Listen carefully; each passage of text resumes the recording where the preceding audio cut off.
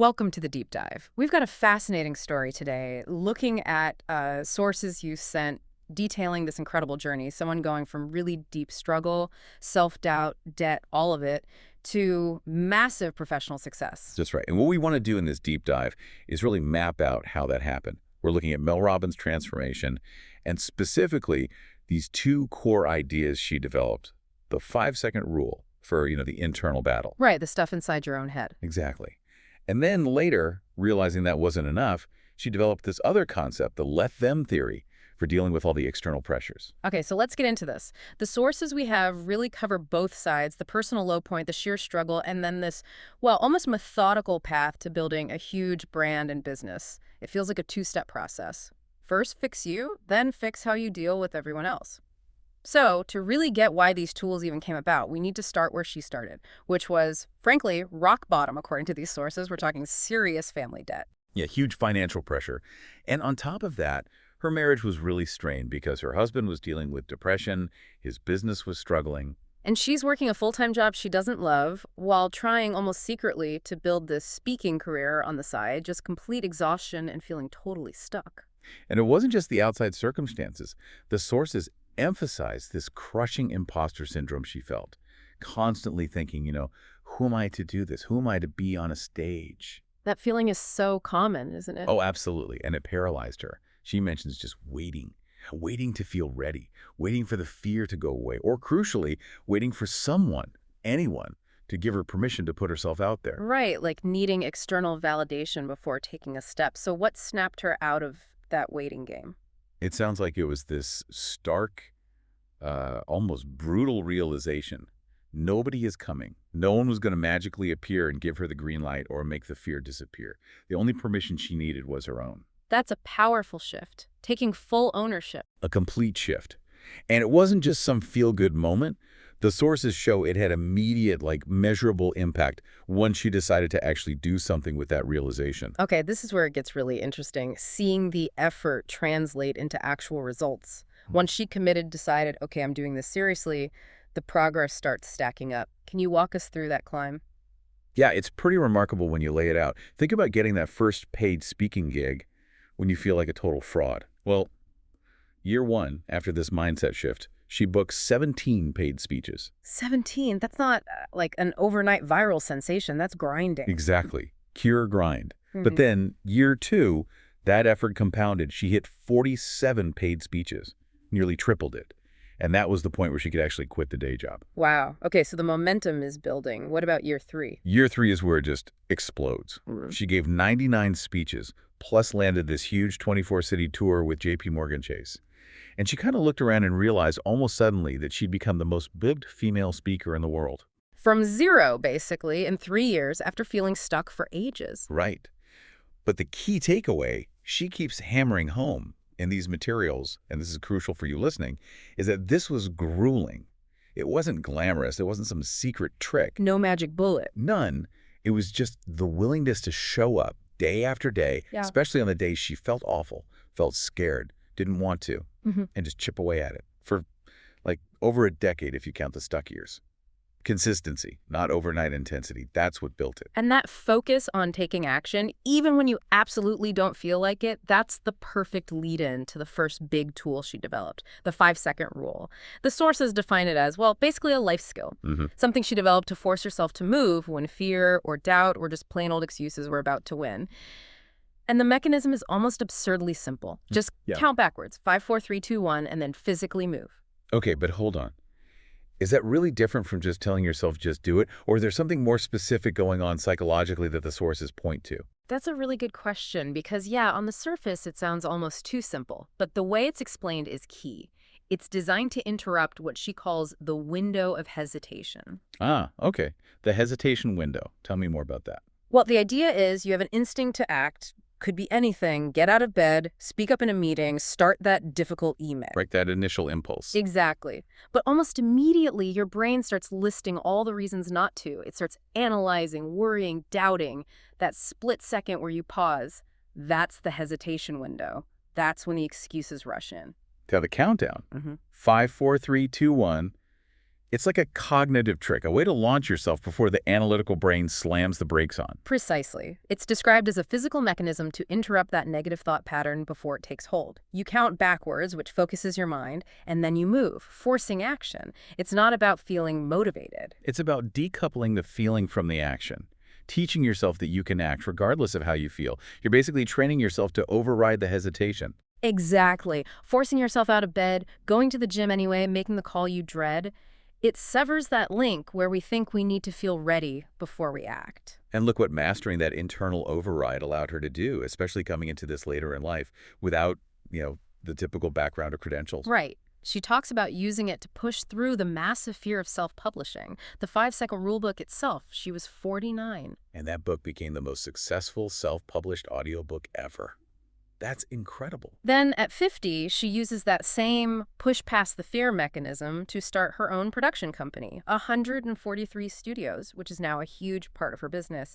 It shows how powerful tackling those internal roadblocks can be with the right tool. Okay, so this is where the story takes a really interesting turn.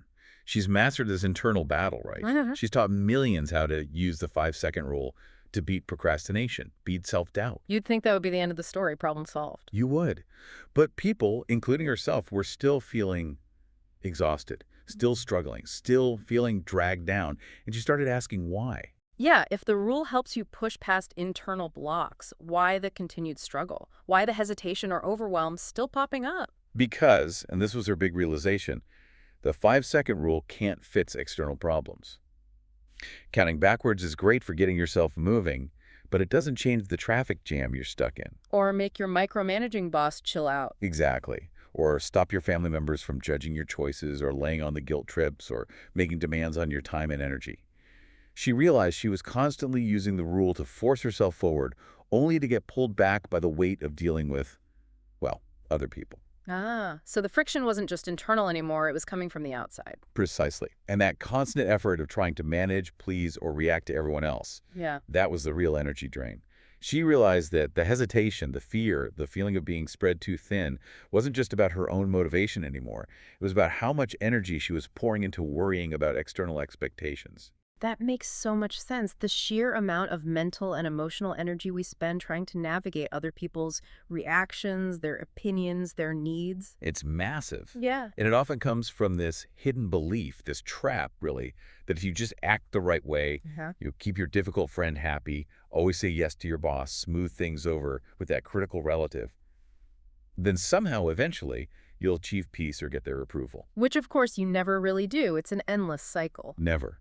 Because you can't control them. So you end up constantly managing, constantly striving, constantly exhausted. You basically trade the internal battle she solved with the 5-second rule for this huge, draining external battle. So, okay, she needs a new tool. Not for the internal stuff, she's got that handled with the rule, but for managing all that incoming fire, that external friction. And this leads to the second framework, the let them theory, which sounds deceptively simple. Just 2 words, let them. It is simple, but like the 5-second rule, the simplicity hides a really profound shift.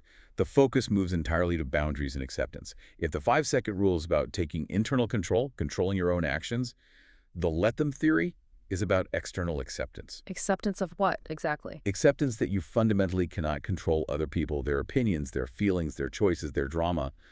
And, crucially, accepting that you need to stop trying to control them or their reactions to you. Okay. And this lines up perfectly with all that psychological research showing that the #1 factor for a long, healthy, happy life isn't money or fame, it's the quality of your relationships. And you can't have quality relationships if you're constantly trying to manage or control the other person or letting them drain you. So this sounds like liberation, especially for anyone who's a chronic people pleaser. How does let them work in practice? What freedom does it offer? It frees you from that exhausting hamster wheel of trying to anticipate and manage everyone's responses, their opinions about your life choices. Let them have them. Their drama that they try to pull you into. Let them have it. You don't have to participate. Their judgment.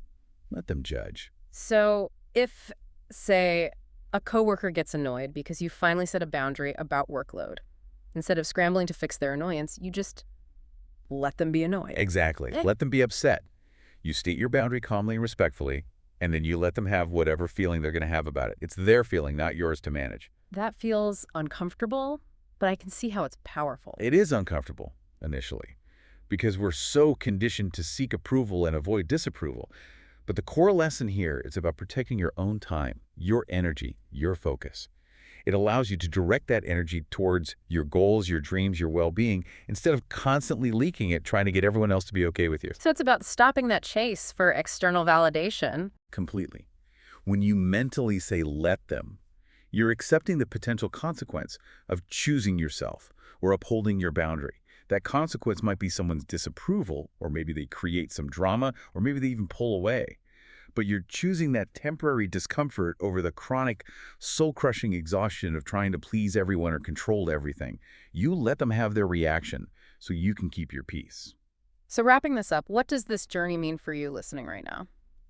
What the sources lay out is this path from feeling completely stuck to achieving really significant things, and it seems to involve these two very distinct but equally vital steps. Yeah, it's like tackling friction on two fronts. First, you've got to deal with the internal friction, your own hesitation, your self-doubt, the excuses. That's where a tool like the 5-second rule comes in, something to physically interrupt that pattern and force action. Get yourself moving, basically. Right.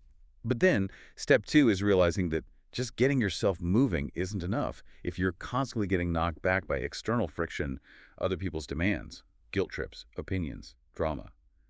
And for that, you need a boundary tool, a shielding mechanism like the let them theory. It's about learning to protect your momentum once you've created it. Exactly. Her success wasn't luck. It wasn't about being special or gifted. It was about identifying these two core areas of friction, internal and external, and then finding or creating simple, practical tools to deal with both. It's this belief that complex problems often have surprisingly simple, actionable solutions. Absolutely. She solved her internal blocks, got moving, and then hit the next wall, other people's impact. So here's something to think about. You probably know what makes you hesitate inside, but next time you feel that fear, that resistance, that energy drain, ask yourself how much of it is really about your own capacity and how much is actually rooted in worrying about what someone else might think or say or expect or demand. That's the critical question. And if it is about someone else, maybe the answer isn't just to count 5, 4, 3, 2, 1 and push harder into their expectations. Maybe the answer is just to let them.